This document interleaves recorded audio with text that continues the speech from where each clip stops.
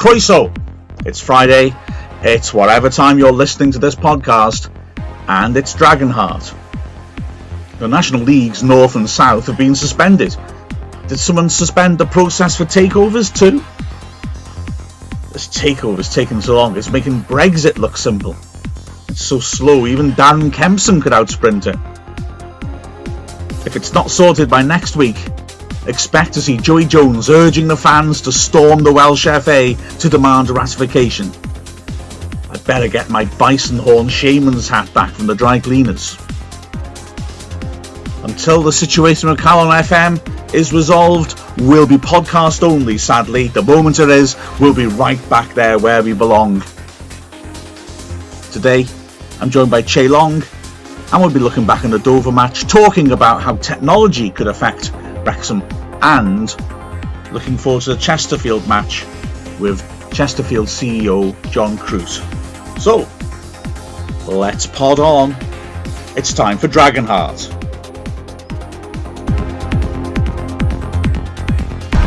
I'm Kwame Thomas. I'm Ada Yusuf here.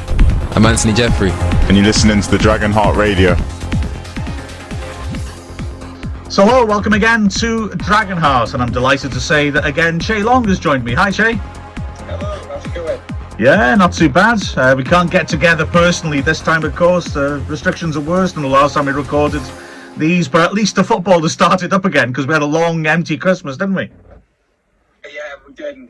Obviously, due to the pandemic, that's just what's happening with the National League at the moment. It's really all over the place.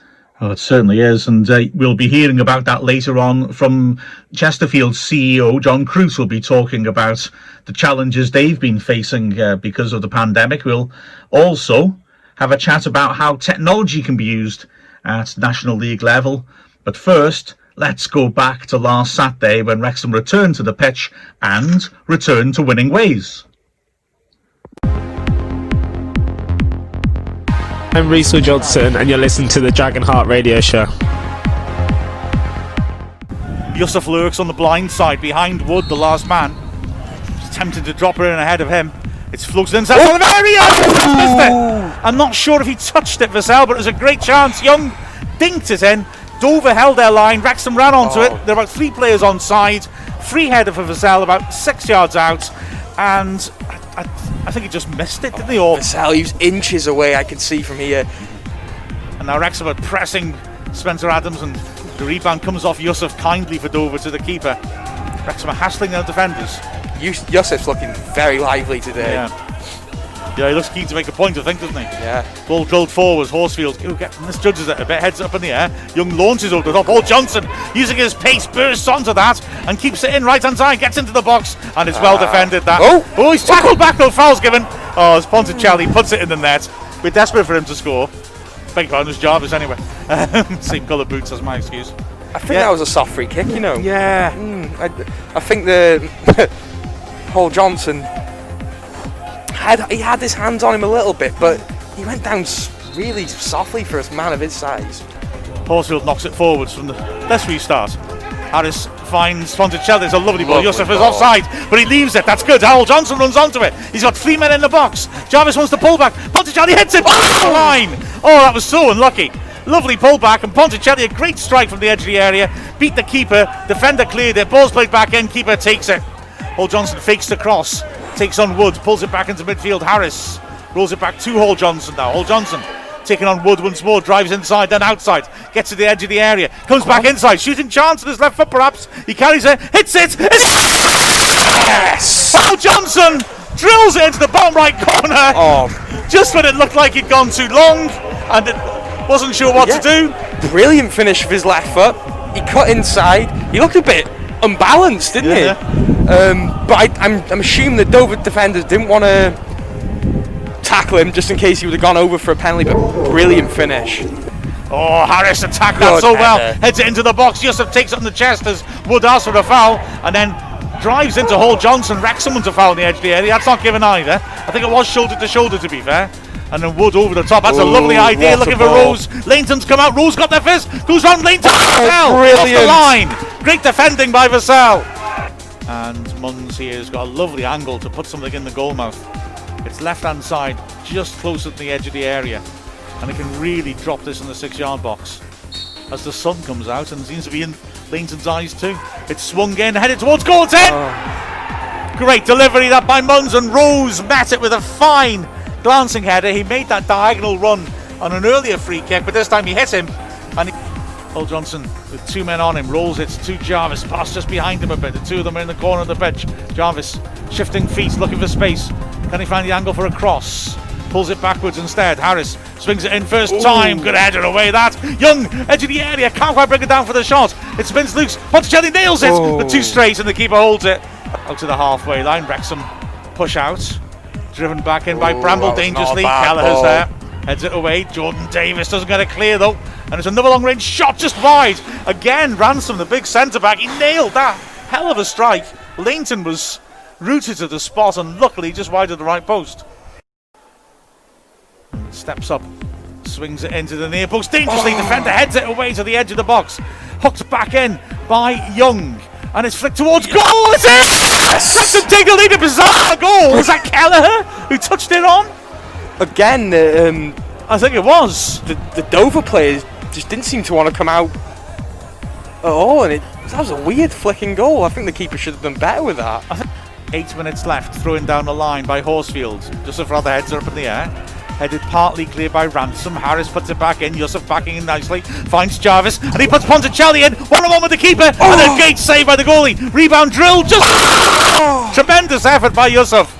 Oh, Ponticelli then. I mean, to be fair, the keeper was quickly out and did really well to make a block on the edge of the area. But, Yusuf then drilling it in from a tight angle at an open goal.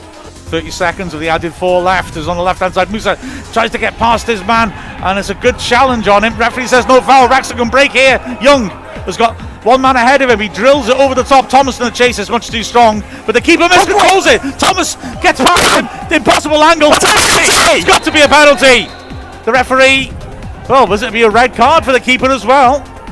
Yellow, but it's a penalty. Thomas did so well there. It's a horrible touch by the keeper, but Thomas chased on, got pulled down, and Wrexham have a penalty deep in added time here. Young will take the penalty. Marcin on his line. Young gets the go-ahead, steps up, right-footed, smash! 3-1. Wrexham have won it. Yes, brilliant. Well, a hard-fought win, but Wrexham have got the 3 points. The other side, you're listening to the Dragonheart Radio. Yep, so Wrexham getting back to winning ways against Dover. It was a needed win, I think, more than anything else, wasn't it, Chay? Yeah, and we've been out of form, haven't we, recently? It was for me. Me and you both did quite a bit of research on Dover, and they look like a weak side. Yeah. But on the day, they really turned up their game. They were way better than they looked in previous matches. Like you said, I mean, their last match against Boreham Woods, they got a really good draw, to be fair to them. But even then, they rode their luck a bit. And previous games, they were absolutely all over the place. And they had players out with COVID, and they hadn't come back for the game against us. And yeah, on paper, it looked like an easy game. But they actually were very well organised and competitive and gave us a really good scrap. They certainly did, and they were a real threat from all cylinders, really. They caught us on the break. They're a poor side. Yeah. They're obviously in their position where they are from being a poor side, but, with Dover's history against Wrexham, they always seem to beat us as a bit of a bogey side. So but they really did turn it up, but for them, I'd be concerned as a Dover fan, if you're playing well and still losing to an out-of-form Wrexham side 3-1. Exactly. I mean, I always think that relegation teams don't always look bad.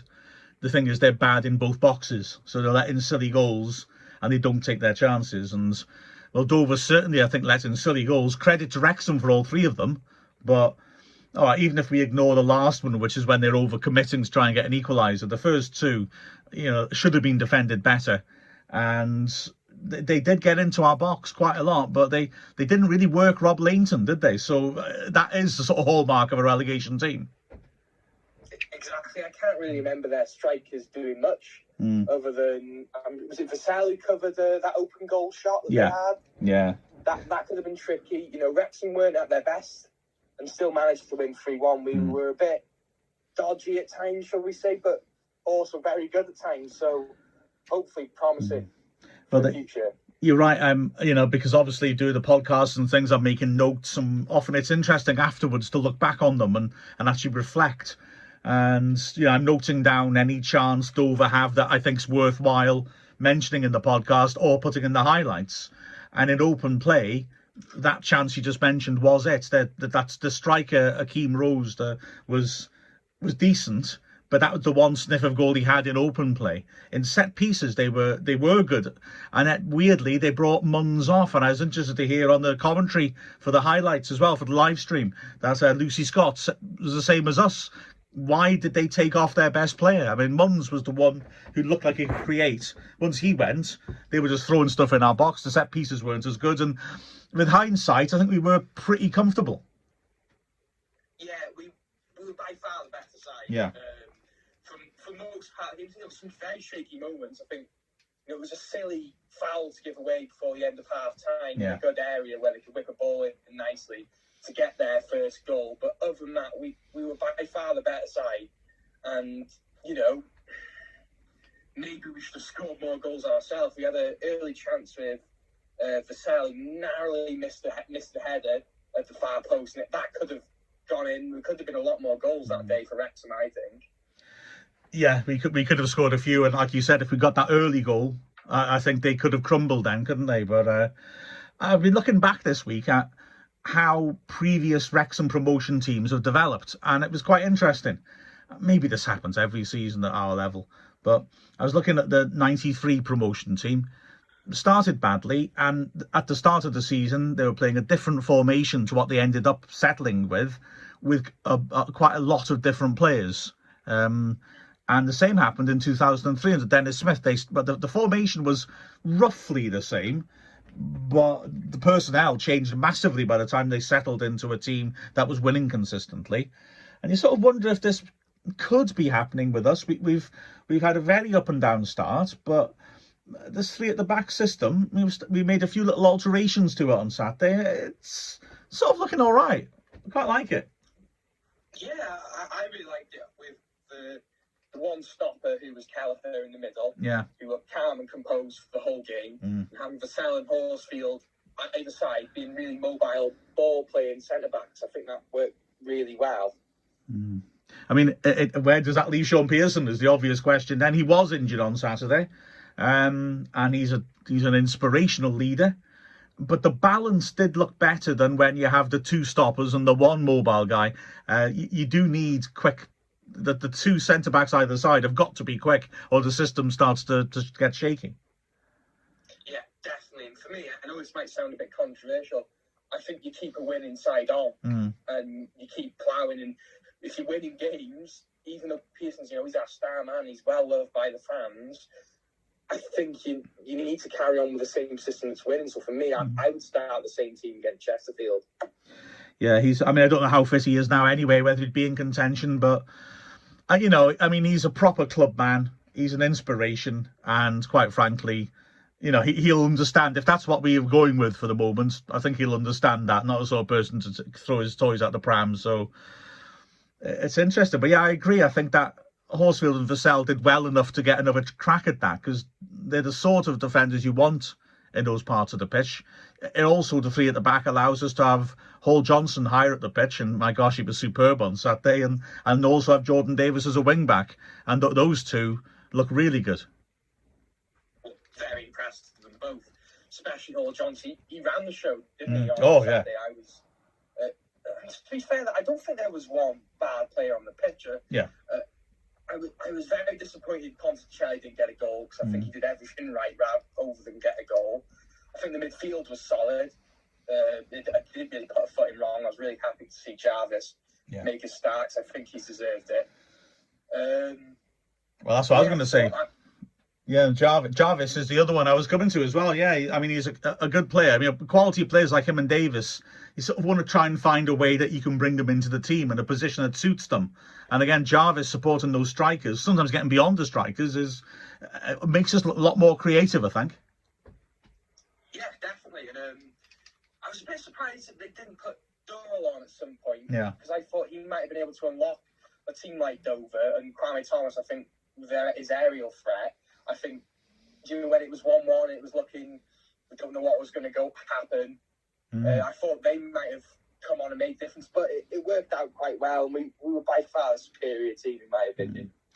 Absolutely. And it's interesting as well when you're mentioning those two. I mean, I like both of them, and they've both done some very good things this season. But I said at the very start of the season, I was struck by the strength and depth the squad had, and at the start of the season, I was sort of thinking it's not quite panning out that way, but it does now. You sort of look at the side and think, if that's a more settled team, and it works, and you've got the likes of Thomas, of Durrell, of Rutherford, of Carrington, who are not even in the first 11, and Pearson, who can, I'm sure I think of a few more if I actually start concentrating on this, who are able to come in and do a job. We suddenly are looking like we've got a team, a squad, should I say, that can go places. Definitely, you missed that record as well. I think Yeah, he's been excellent at parts, as he's been unfortunate not to be on the pitch at times. Obviously, he was having a fitness test before the game. Maybe he wasn't fit enough to play, but I rate Record myself. I think he's a brilliant player. Again, I think, say, if it's not working on Saturday or any sort of game we're playing a system, we have that firepower to come off the bench, which is brilliant, in my opinion. And the thing with Record is that if he's having a fitness test, if he was going to start, I assume he'd start as one of the wide centre-backs instead of Horsfield, I guess.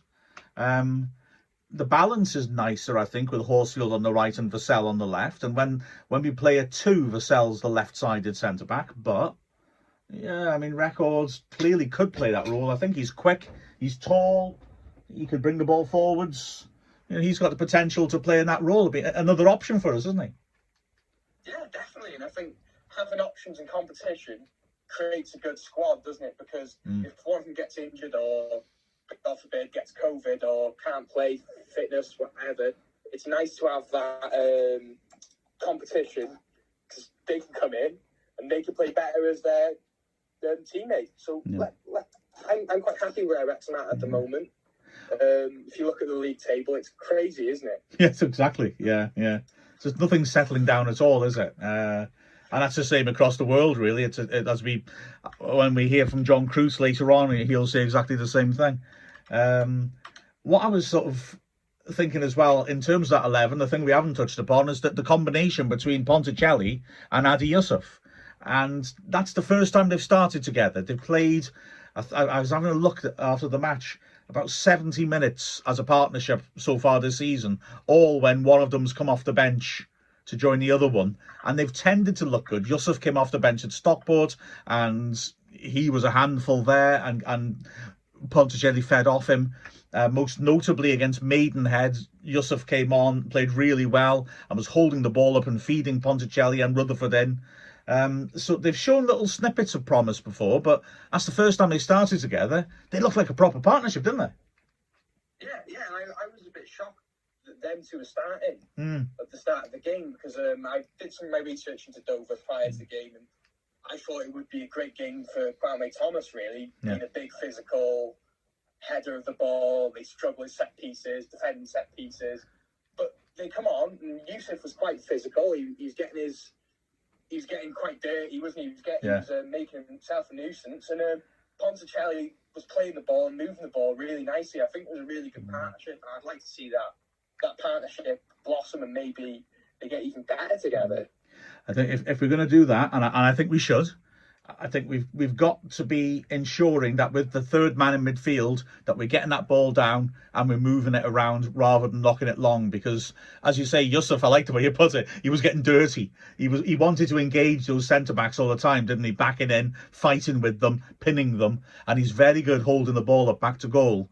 But if you stick it in the air, he's not going to win as much as Thomas. And we can't afford to be just sticking long straight balls over the top, because then it won't stick up front and we'll have a problem. We've got to use the fact that with the wing backs, we've essentially got 5 in midfield, I think, to get the ball down, progress it up the pitch, and then feed them in. Because let's be honest, as you just pointed out, Thomas might have enjoyed it against Dover because their centre-backs aren't very good. And against better centre-backs, you might not find it so easy to compete physically. Exactly, but as I said, Yusuf was he can be very on and off, can't he? Yeah. He can either be absolutely brilliant and you're thinking, wow, this guy could play at a higher level, or you look at him and it's like, maybe he's not quite good enough some days, isn't he? Well, I mean, hit the nail on the head from what we've seen of him, and also that really sums up his career. I mean, he's on loan from Blackpool, so Football League team has seen enough in him to think he can play at a higher level, but then he's not made the impact there. And if you look at his career record is so peculiar. He's had a season for Solihull where he scored, about 25 goals. He's had another season in the league below us where he scored about 35 goals. And apart from those 2 seasons, he's barely scored in his career. I think I'm right in saying, I think he's 1 more goal, and this will be his 3rd best ever season in terms of goal scoring.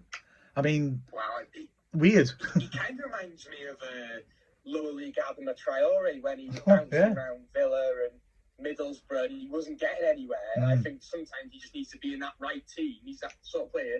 He could get that right team and hit that right patch of form, and wow, we could have a real good player on our hands. Yeah, exactly. Yeah, I remember reading in Dennis Smith's autobiography about Lee Trundle, saying how he had to be in the right frame of mind, and Smith saw that as his job to ensure that he was going out onto the pitch, sort of wanting to do well, wanting to do the things that he does well, and that he felt he'd done a good job in getting Trundle to do that.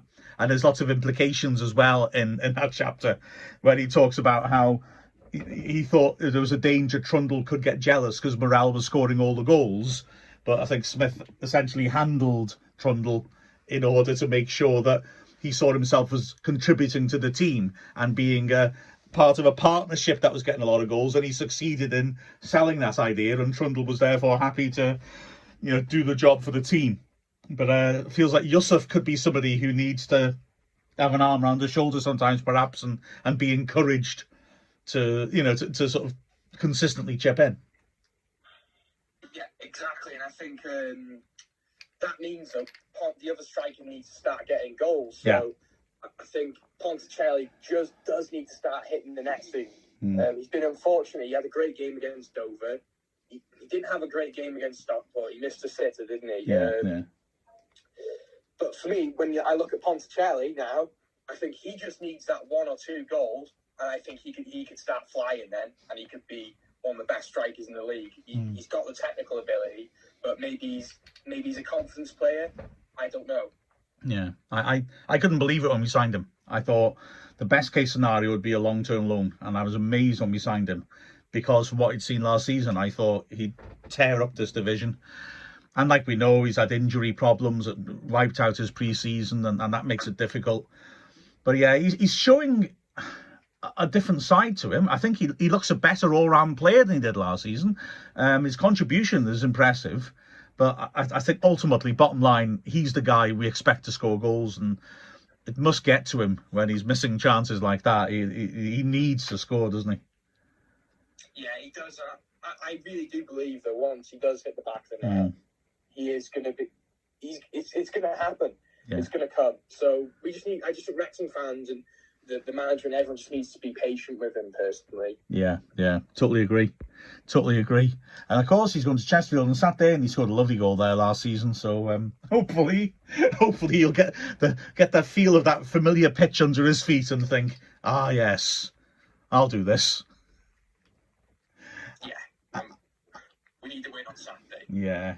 Well, can I ask you as well, Jay, because it's a unique opportunity to talk about this. That was your first game behind closed doors, wasn't it? What was your take on it? It was a mix of a lot of emotions, to be fair.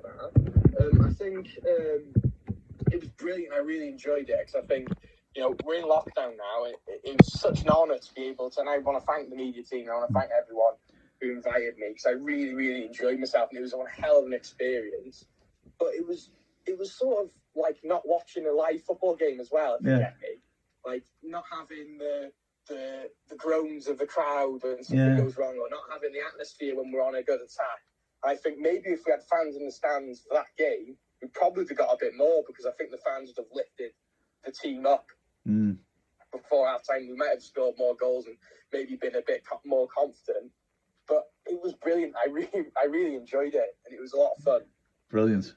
Well, good to hear. And it was your first commentary as well, actually, wasn't it? And I can tell you did a cracking job, so well done. Brilliant stuff. Thank you very much. Thank you very much. You got a good point there about the fans' influence on the games. Now, we've talked about this previously, and Jay Harris gave a really good interview with us a couple of weeks ago, talking about how he feels 5% down on his performance because he wants the crowd to drive him on.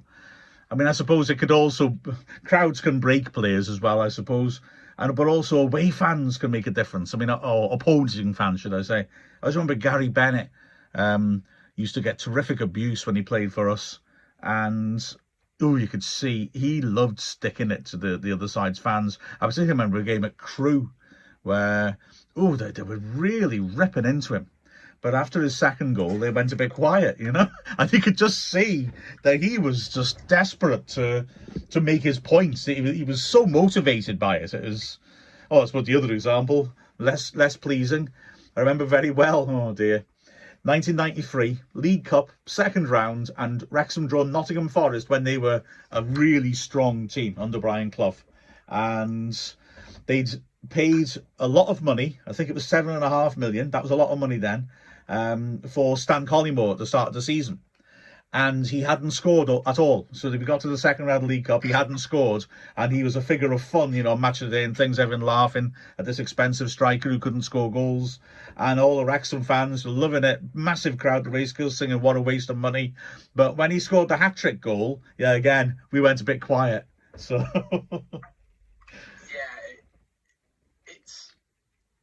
It's another thing I really noticed, and one thing I really noticed being there is when people say things like, oh, the players don't care, they have no fight or passion.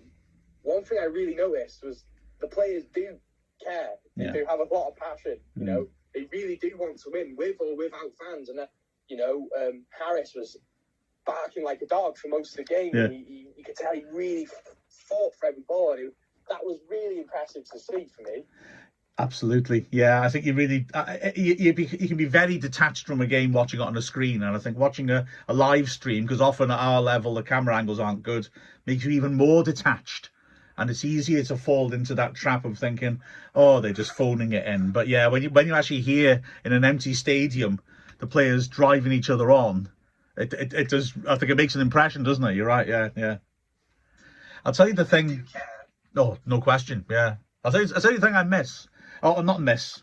The thing I regret is that we're all on the Mold Road stand, and I'd quite like to be in the Yale stand in a way, because I'd like to be quite close to the substitutes, because I get the impression with subs that sometimes they'll be joining in, shouting at the ref or whatever, but generally they're a bunch of lads watching a game of footy together, and I got a funny feeling we get some quite interesting experiences from sitting right behind them, because they'll all be there laughing at their mates when they miss chances and things like that. So I think it's a bit of a shame you miss out on that, to be honest. Yeah, that would be interesting, but that on the flip side, if their mates missed a shot and they all started laughing, that would annoy me as a fan. See, that side of things could annoy me. Or on the flip side, their passion to see their players, their mates do well, would also inspire me as well. So that's an interesting one. Yeah, that's true. Yeah. I mean, I'm not saying I've seen Wrexham players doing that. It's a general comment about looking at football matches on TV. They're too far away in live games to see anyway. So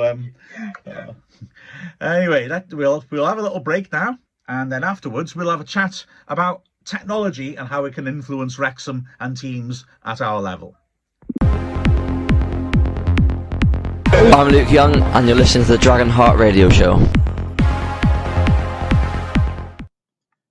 Well, it's a big game coming up on Saturday against a side whose fate over the last couple of years has felt quite similar to ours. So to help preview the Chesterfield match, I spoke to their CEO, John Croot. I'm John Ponticelli, and you're listening to the Dragonheart radio show. Well, John, thank you so much for joining us. I've got to say, someone in your position, I mean, you've got a bird's eye view of the bizarre, unique challenges of this season, haven't you? Yeah. Yeah, it's a strange old season, that's for sure. I am CEO of the club as well as a community trust, so I sort of get a community trust angle to it as well. But yeah, I think overall, I think the biggest challenge is managing unpredictable.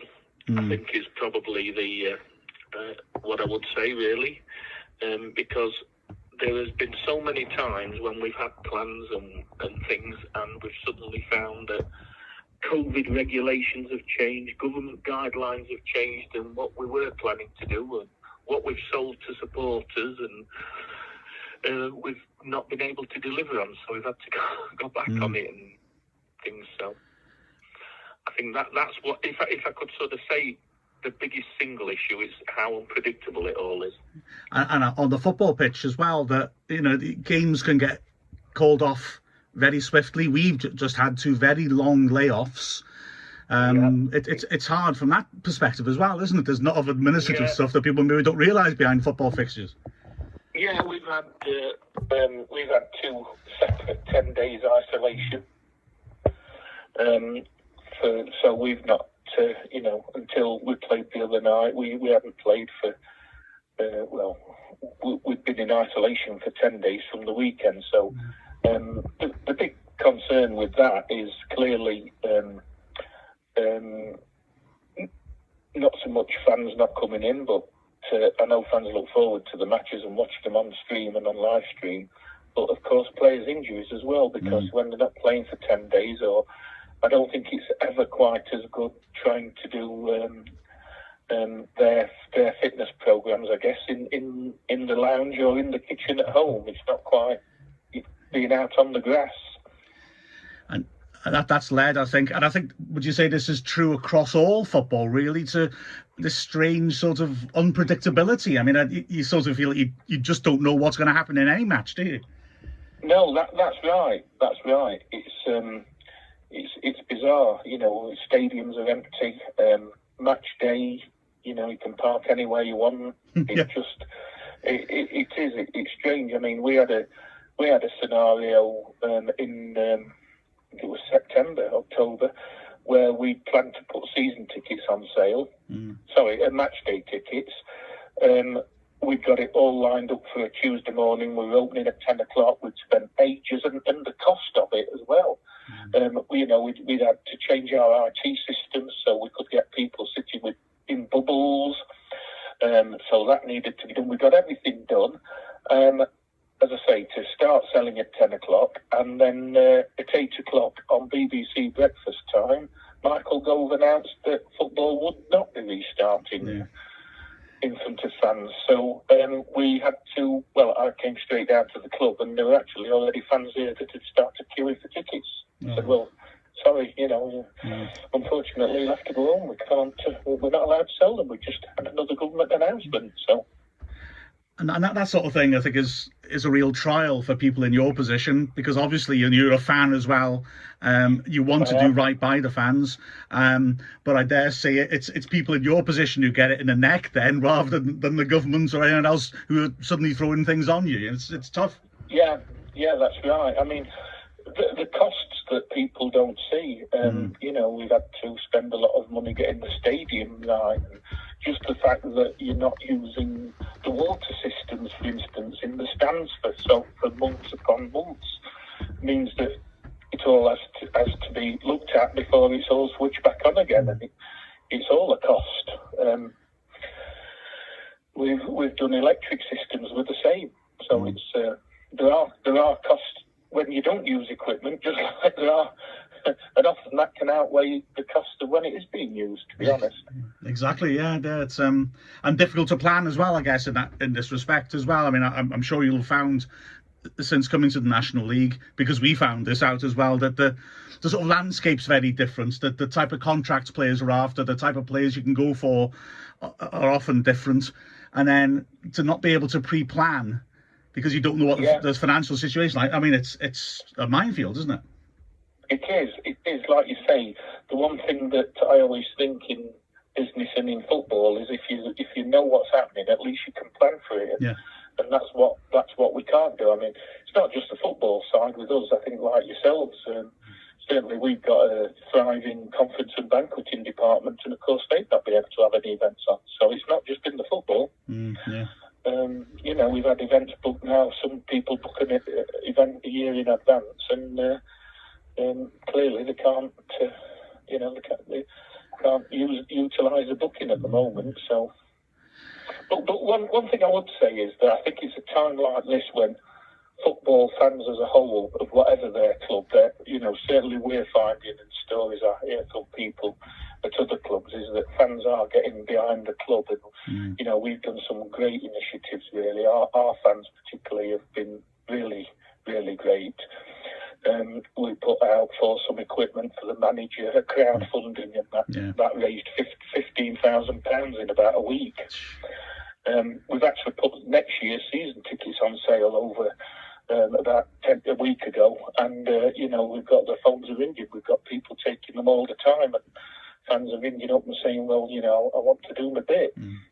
And I'm sure that Wrexham supporters are the same. I think there's always been a sort of special relationship, really, with Wrexham supporters, because we've had some great games over the years. Well, that might be your opinion. It's not mine. I was there. Well, you've brought up football now, we'll have to say. I was trying to avoid 1997. I really was.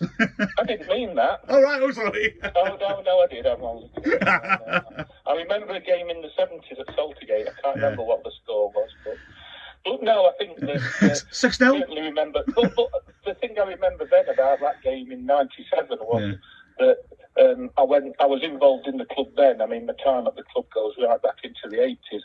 But the Wrexham fans, I think we were the two smaller clubs left in amongst the Premier League clubs.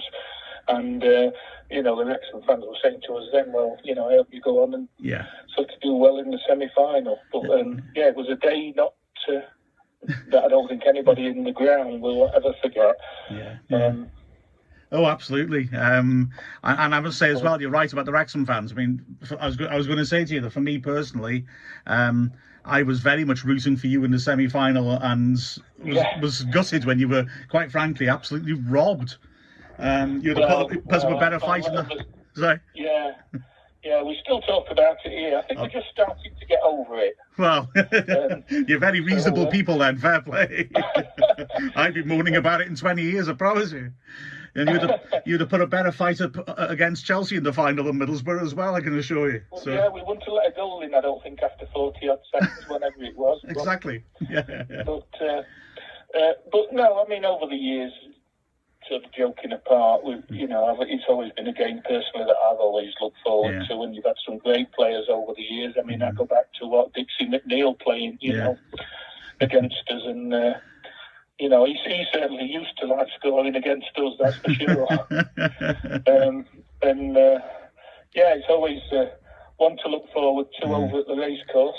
Well, it certainly is. We've always had a really healthy rivalry, and it felt weird last year when we played you again that it almost felt like we'd been twinned again. We're very similar clubs, I think, in terms of size and ambition, absolutely. And we both had identical seasons, and it all came to a head with that crazy game at your place, which you won in added time, which... I remember that. Felt apocalyptic. I thought you might, but it felt like apocalyptic at the time. It felt like such a massive game. There's a link here, isn't there, between these two clubs? Definitely.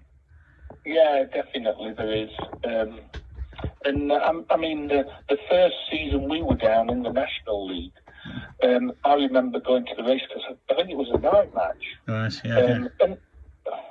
But the attendance was great, or was it the Saturday? There were about 7,500 there, which for National League is tremendous. And shows really. I mean, we've got a lot of supporters there. Wrexham fans. I mean, they always turn out in numbers as well. I mean, we were saying this week in the club, it's a pity that we can't welcome Wrexham supporters this week because they are always the ones that bring the numbers, and they make a good atmosphere as well. But that was the thing I was thinking that. When we first came down, I remember looking at the end of the season, and I think there'd only been one team who brought 3 figures of away fans to the racecourse, and it's a hell of a blow to our revenue. And likewise, and I'm going to be very bitter here, but not towards you, don't worry. When Sam Ricketts left us to manage Shrewsbury, he said he was going to a bigger club. And he said, look at the attendances. Now, that's red rag to a Wrexham fan anyway. But when you take out even though they were 2 divisions higher, when you took out the away support from their fixtures and ours that season, we were actually averaging more home fans than Shrewsbury were. Just to be really annoyed about what he did. But that's a different matter. Yeah. But, as I say, it's always had a unique history, really, I think, Wrexham. You know, like I say, I know that when the fans come in, they're singing Men of Harlech. Yeah. It's always a great atmosphere. And really, you know, both our clubs, really, you know, we deserve Football League status, but I think, you know, you don't always, well, certainly the fans do, and you don't. It's something that we've just got to try and work and get back to, really.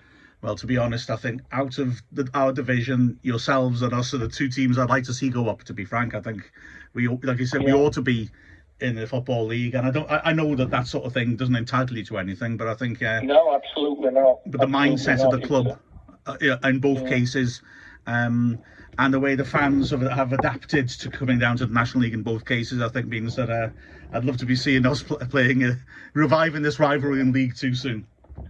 Yeah, and I don't take anything away from other clubs. I mean, there's some really, really well-done clubs down at or in the National League, really well-done clubs that, you know, have perhaps got a smaller supporter base, but, you know, they are putting really good teams out week after week, and in many ways, I sometimes think, you know, they've shown us how to run a club, really, to be honest. You know, probably they are performing, overperforming, but they deserve it. You know, they're getting the results, and I guess that's why we all love football, really, because the dream is hopefully always alive. Well, I must be honest, from my perspective, I've enjoyed coming to the National League in the sense of getting a completely new experience and seeing how a lot of those clubs operate and the good things they do. The problem is also, from my perspective, believe me, it does get boring after about 10 years. You want to get out of it faster than we did. Believe me. Well, hopefully we'll be we'll have got promotion by then. But, I don't know how long Wrexham have been in the National League now, but it's some time, actually. That's right, with the longest servers. Is it 12 years now? And I remember the day we went down at Hereford, and one of their press guys said to me, make sure you come straight back up. And I thought, don't worry about that. We'll have that. We'll sort that out. Well, still working on it. I don't know. I bet you took a lot of supporters that day to Hereford, didn't you? Yes, but even more remarkable was the very last game of the season was at Lincoln, and we were already down, and we had been appalling. We deserved to go down, no question. And we absolutely packed out the Lincoln away end, having a fancy dress party. And the team hammered Lincoln as well, beat them 4-2, and you sort of thought, maybe we should have gone to all the games in fancy dress. It might be, maybe that's what inspires them, but it was remarkable. And it is something as well, I think, as you'll have seen, obviously, you know, looking at other clubs of our stature, teams come to non-league, they tend to shrink a bit, I think. You know, the funding dries up a little, and the crowds, after a bit, dip. You know, there may be an initial sense of it's an adventure and we'll beat these teams and do well. And when that wears off, crowds dip at places like Hartlepool, for example. But with us, to be fair, it hasn't all that much. And I think that's really admirable. The fans get very angry sometimes, but the numbers tend to stand up, which is, you know, really striking after such a long time, you know. Yeah. I think the fact we've been fan-owned has helped us, to be honest, in that respect. People feeling, well, we're part of a project. I think that's been a good thing. Yes. Yeah. Well, John, thank you so much for joining me. I mean, honestly, I'm really looking forward to the game on Saturday. It's just nice to have a game on, to be honest with you. But especially when it's against a team who certainly hold a key part in our history. So I'm not going to wish you good luck for Saturday for obvious reasons, but no, I hope we're both happy at the end of the season anyway. Yeah, likewise. I'm Elliot Durrell, and you're listening to the Dragonheart Radio Show. Yeah, so John Croot there, speaking very eloquently about the rivalry and similarity between the two teams. yeah, we are quite similar scale, similar ambitions, I would say, Chay. It's always, it feels quite poignant to see the two clubs playing each other in the National League. Well, yeah, exactly. You could see this fixture in League One or League Two.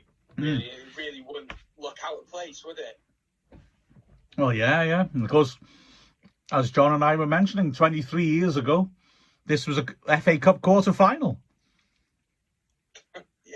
Yeah, that's huge, isn't it? I don't like talking about that game too much, but right. Well, this season, though, they've been a side that's been quite up and down, haven't they? Yeah. Recently, they've looked like they've started to pick up a little bit of form, but they did lose to Solihull in the last game, didn't they? Yeah. They've they've already lost a manager in John Pemberton, and yeah, they don't seem to be quite adapting to the National League somehow. It's their third season down here. They seem to be scraping around down the bottom area of the table more. And yeah, you just feel like they need something to kickstart them. It's slightly bewildering. You see some teams like Orient and Cambridge bouncing straight back up, or Bristol Rovers. Chesterfield's a big club, but they seem to have been quite troubled so far. I guess, to be fair, some teams come down with problems. That's what's forced them down, and baggage, and they're now run by their supporters' trust, and so hopefully they'll be able to settle the club down and get them into a better position, but not at our expense, obviously. Exactly. We don't want them to turn a corner on Saturday, at least. But recently they've had some really good results. Yeah. They beat Solihull Moors. They played each other twice, which is quite strange in quick succession. I watched the highlights of the last game they lost, and for me, they looked the better side most of the game. Yeah. They had the better chances, and they were unlucky to lose that game. I thought it was a certain the amount of chances they had. They should have won. But Solihull, again, I think are quite a decent outfit themselves. They managed to get a last-minute winner. They've certainly done better, like I say, since the change of manager. They looked to have a bit more purpose about them. And they were 23rd or 22nd, I think, when they changed manager. So they needed it. They're now climbing up to like a third off the bottom. And as you said earlier, in this current National League, that a couple of wins and you could be in the top three from that position. So when you went up 8 places on Saturday. So, sorry, go on. It's an absolute bizarre league, isn't it, this season? Because there's only something like... So I've got the league up here, and Chesterfield are on 19 points and they're 17th. And Halifax are 6th with 23 points. Yeah, so yeah. If you lose a couple of games, you're down the bottom. If you win a couple, you're in and around the playoff position, which is... It's crazy, isn't it? It's a game of nerve, isn't it? Who cracks first? Or who cracks most often? Well, this is what I say. Like, Wrexham aren't actually in a bad position yet, because we've not really hit form yet, and we've not really clicked. And for me, if we click later on the season, go on a good, say, 5 or 6 game winning streak, who knows where we can finish in the table? No question at all. Absolutely. Looking back at Chesterfield as well, having no fans in will be weird for this game. It's always a game when you go to Chesterfield, loads of Wrexham fans go, as John was mentioning, and it's always a game which has a proper atmosphere to it as well. And it'll be quite eerie to see this game without the fans getting involved and influencing the match. It's been quite a fiery affair, isn't it, on the last few occasions? Because I think, the last few years, Wrexham really haven't had any big games, and I think, the likes of the Chester game when they were in our league, it's lost it for me. The Wrexham Chester derby has lost so much firepower that it just feels. I know I could be completely wrong. Maybe I'm misjudging this, but the last Wrexham Chester game was complete. For me, it just didn't feel like a derby. You know what I mean? It just felt like a normal game. I think the bubble was a big problem. Yeah, and then after the bubble, I think that it created a peculiar atmosphere. Some of those bubble games had the most unpleasant atmospheres I've ever experienced in a football ground. And it was that, I mean, obviously there's the people who are doing that are responsible for it, but the bubble, I think, created that context. And then when it was done away with, strange edgy atmosphere almost of not wanting something to happen, that means the bubble's brought back in. Almost a sense that, they relaxed the bubble so it could all go wrong and they could say, we told you so. Football fans can't be trusted, to be perfectly cynical. Exactly. And then when Wrexham and Chesterfield play each other, two big sides, that's a big game for both clubs then. So it feels like a proper fixture and both sets of fans can get up for it. And as you said, it's going to be weird not having fans there. And for me, it's a really important game for Wrexham and for Chesterfield. If Wrexham get a win, we could really climb up the table. If Chesterfield get a win, they could really climb up the table. So I'm not sure if you've done much research on who's the players we really need to look out for on the Chesterfield side. That was my next job, Che. Come on. stitch me up, why don't you? I do apologise. But, all right then, from what I've watched myself then, they look like quite an attacking side who play some quite nice football from the looks of things, opposite to what Dover were like last week. Yeah. Sorry, go on. Yeah, you go on. I mean, they've got experienced defenders, players like Will Evans, who scored a nice goal last season for us, actually. But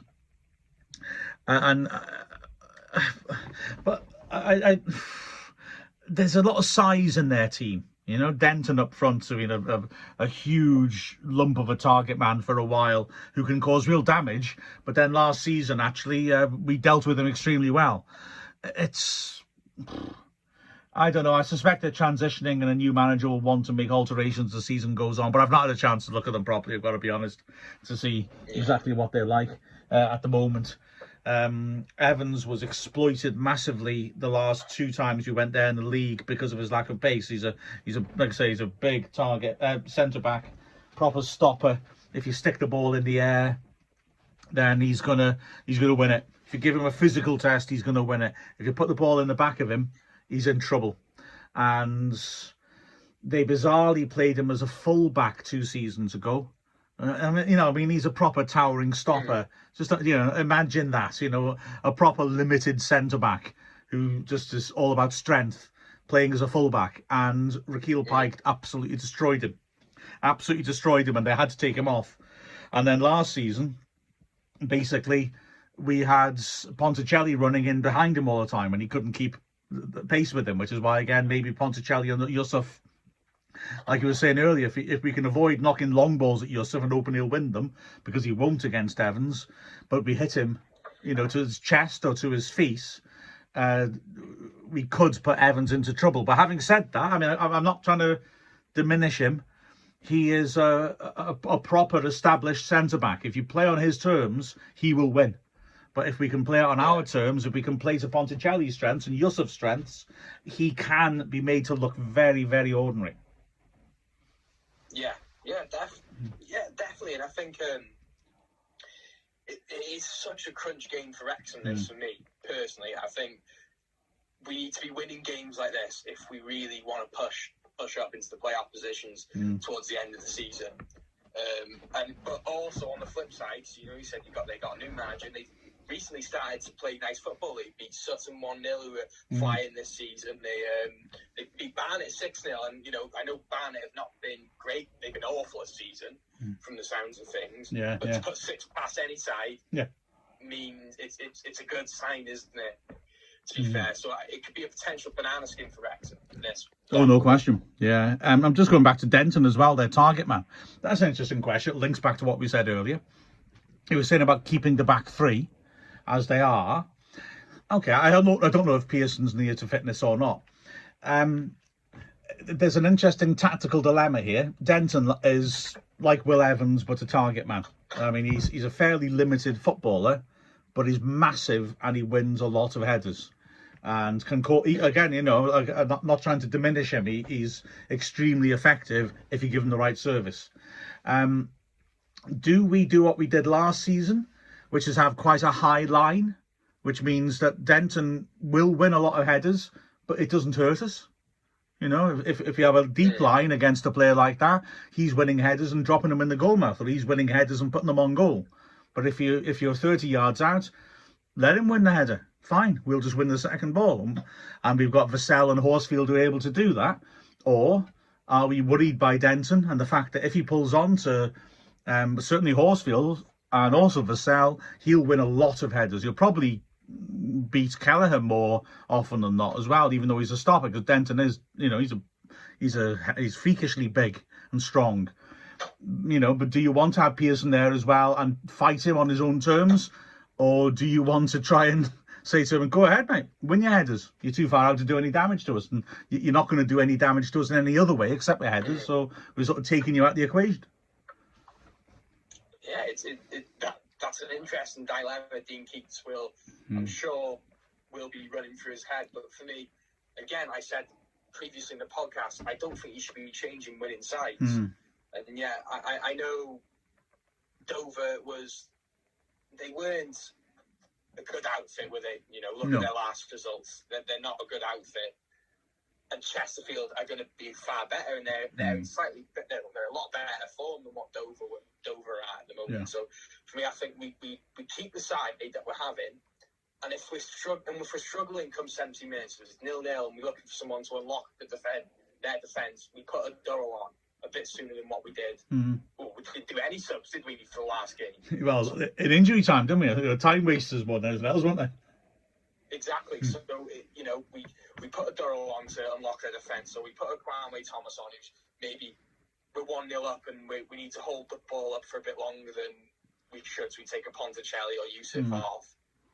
That's what I think. I think we stick with the same side as the winning side. I think that's the case. I agree. I think we're likely to do that. And I think it's probably the smart thing to do as well. I don't know. I'm quite looking forward to watching it. Shame I can't actually go to it, but I'm looking forward to seeing it. I think it'll be an interesting match. Last season's games felt massive against them. We played them 4 times, of course. The cup ties didn't feel such a big deal, if I'm honest. But the 2 league games were the 2 opposite ways that last season was depressing, I'm afraid. The home game came first, and, well, it was agony. We lost 1-0. And it was just a beautiful illustration of how bad the squad was, really, that Keats inherited. It was quite early on when Keats was manager, so he hadn't a chance to make alterations. He was playing players that he didn't really want to play. And I was commentating on it with Lee Fowler. And despite all that, the first 25 minutes, I mean, Chesterfield were utterly appalling, and we were all over them. And you felt, well, you know, Lee was saying in commentary, oh, this is an easy win. The goal will come. And once the goal comes, other goals will come. And I felt the same way. And then Michael Chambers, who, well, how can I put this diplomatically? Not the best centre-back Wrexham ever had, scored an own goal from the edge of his area. For some bizarre reason, best known to him. And we absolutely collapsed. Absolutely collapsed. As if none of the players had ever gone behind before in their lives and didn't know what to do. It was horrific. And we were terrible from that point on. And Chesterfield weren't good enough to capitalise. It was just 2 bald men fighting over a comb from that point. 2 rubbish football teams. And it just stayed at 1-0. So that was depressing. But then by the time we went to Chesterfield, Keats had been able to get players in. He got us playing better. We were in really good form. We were still near the relegation zone. Chesterfield were below us. And you thought, oh, now, if we can put in a performance here, because we won a couple of really good away games the last couple of matches, or one at Bromley, one at Harrogate, if you can do this to them now, then that'd be great. And it was painful. We played so well. We took the lead twice. They equalised. We were by far the better team. And then 94th minute, they scored a goal, which hit the bar, went down and bounced up again. And we thought at the time it hadn't gone in, and the linesman gave the goal, and we were furious. Now, having seen it again, it did go in. There's no problem with the decision. But that was the other side, the agony of looking much better than them, but we didn't have the killer instinct, and they did. And also that Mike Fondop playing against us, and really going out of his way to wind everybody up. You say about games being feisty. So yeah, that left a bad taste in the mouth. I want us to go there and perform and put last season behind us. Yeah, and I think, again, that's important. And I also think it's important Wrexham start fast like they did against Dover. You know, we've seen in recent weeks, you know, Stockport, Torquay game, Weymouth game, where we were so slow off the mark that we let these teams, well, apart from Weymouth because they were a very poor side, we let Stockport and Torquay win the games before the half-time whistle was blew, didn't we? Really? Yeah. So I think it's important that we don't do that against Chesterfield. We don't get into a nasty habit of doing that. Chasing games, because chasing games, it's no good, because teams in the conference will just sit back and defend with 11 men behind the ball. Yeah, and that's where a player like Will Evans is in his element as a centre back. If they've got to pack the box, he'll be attacking and winning everything. So yeah, you're right. We need to draw them out early on. I mean, the first half against Dover was much better than the first halves we've had lately, but then we give away a free kick, and all of a sudden it's 1-1 against team at the bottom of the table, and again it's another half that's been a failure, saved by the second half. But we played better in the first half. Let's hope that's all just a bit of a blip. Yeah, and it's ironing out silly mistakes like giving away, like was it Harris's tackle that led up to the goal? It was a silly challenge, wasn't it? It was an obvious free kick in a dangerous area. So for Wrexham, it's important that we just stay cool and calm. If we go into the second half 0-0, but we look all right, that's better than going into the second half 2-0 or 1-0 down, isn't it? Exactly. Yeah. Oh, well, I hope they can do it. It's like you said, it's a sort of game that you can really use to kick on from, can't you, if you get a win? Although I've got a funny feeling we're going to be saying this all season. I reckon everybody's going to be like this all season, just struggling for form. Well, exactly, and it's important that we stay behind the lads, because who knows what can happen if we go on a 2-3 game winning streak, and the other teams above us stop winning. Then we're in the playoffs, and that's where we want to be. That's our goal, isn't it, this season, to get into the playoffs.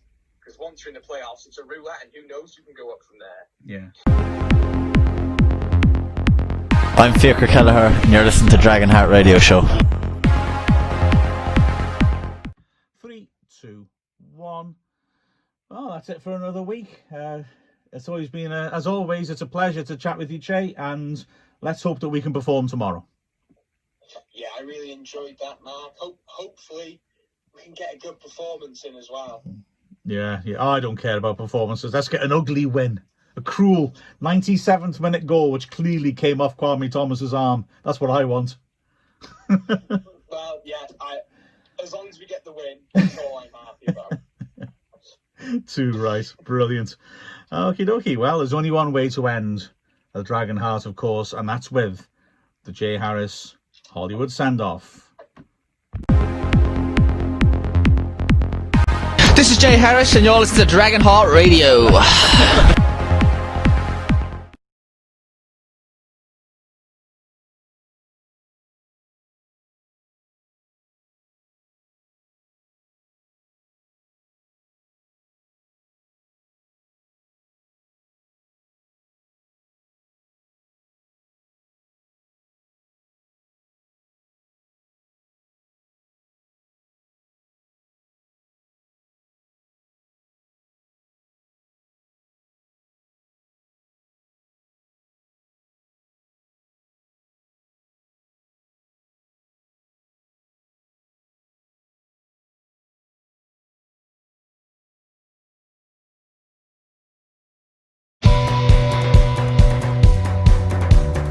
Thanks very much for watching. Please subscribe as well so you don't miss out on any of our content, and click the bell to get notifications.